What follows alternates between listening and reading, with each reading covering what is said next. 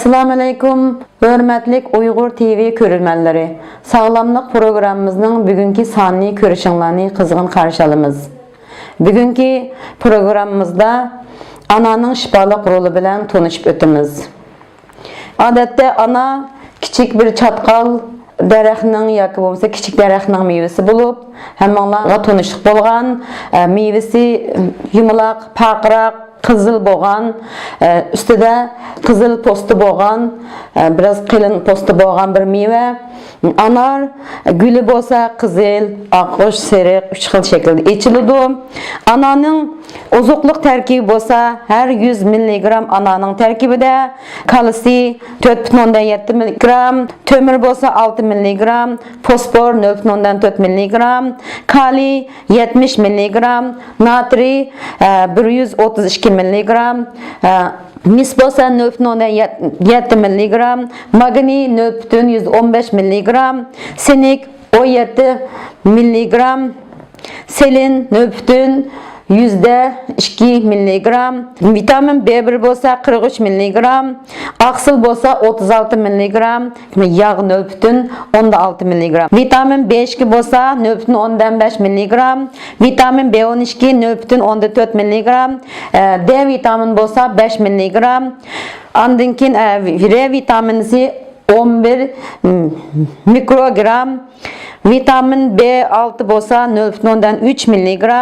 biotin 2,28 mg, karotin 600 mg, pantotonic kislota 0,132 mg, vitamin A 0,12 mikrogram, nikotinik kislota 0,12 mg, qanit 12 gram, kolesterin 13,7 mg. Endi biz bu ananınki xususiyati bilan tanışıp ötayli. Ananın xususiyatini bilishdan avval biz ananın tabiatini normalda böyle soğuk deb qaraymiz.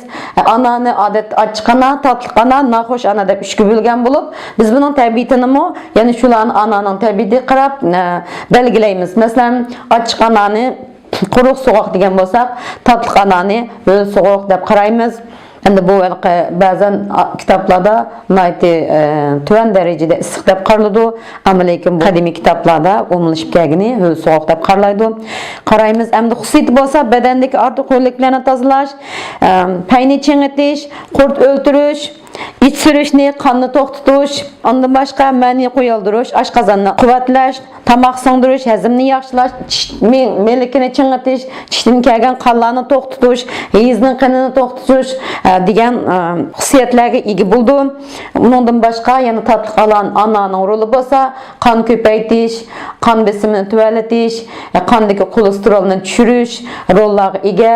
Odatda biz anani shu normal bir adam her gün 50 ml ana suyu içip bergen vaqtimizda oksitsizlikka qarshi turadigan kuchi yuqori bo'lib, bedenimizde %40% oksitsizlik holati yuz beradi. Odatda ana yeb turgan odamlarninki shu qon taxsischilarninki uzun ömür ko'rishi, qon bo'lish iqtidori yuqori bo'ldi, qansizlikka qarshi turadi.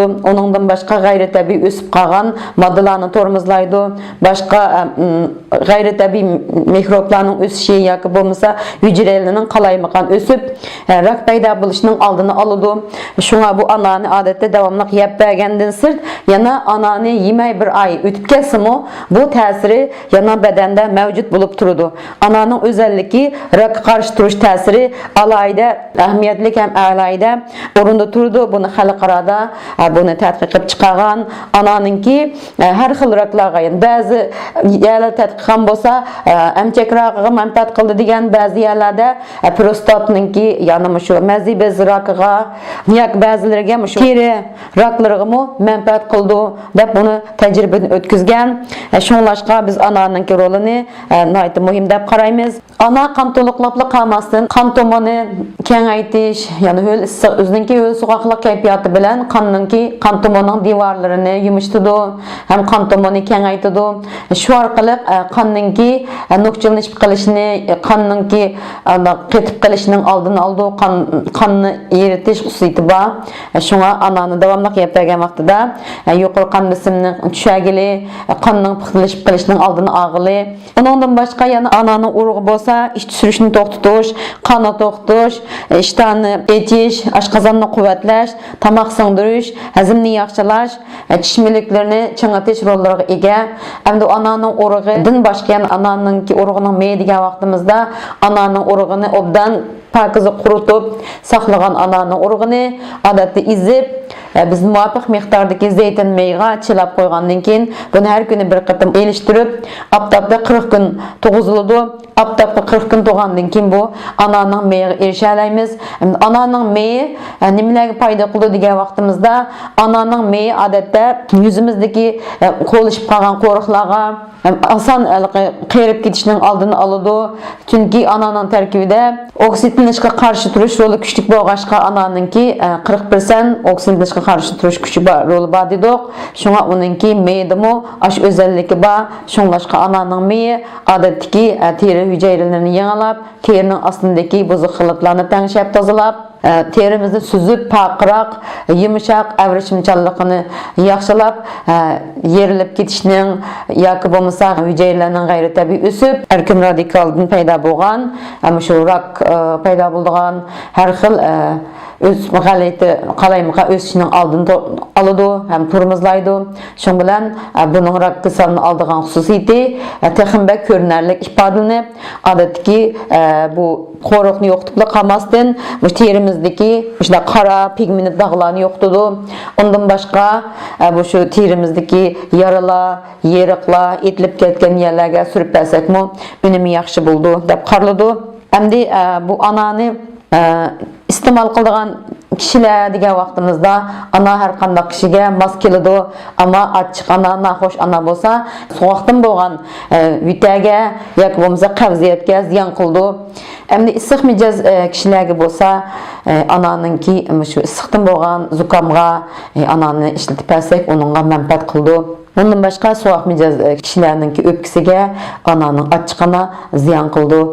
Bugungi so'zlamoqchi bo'lgan programmamiz shuni bilan oxirlashdi. Ko'pchilikka rahmat. Assalomu alaykum va rahmatulloh.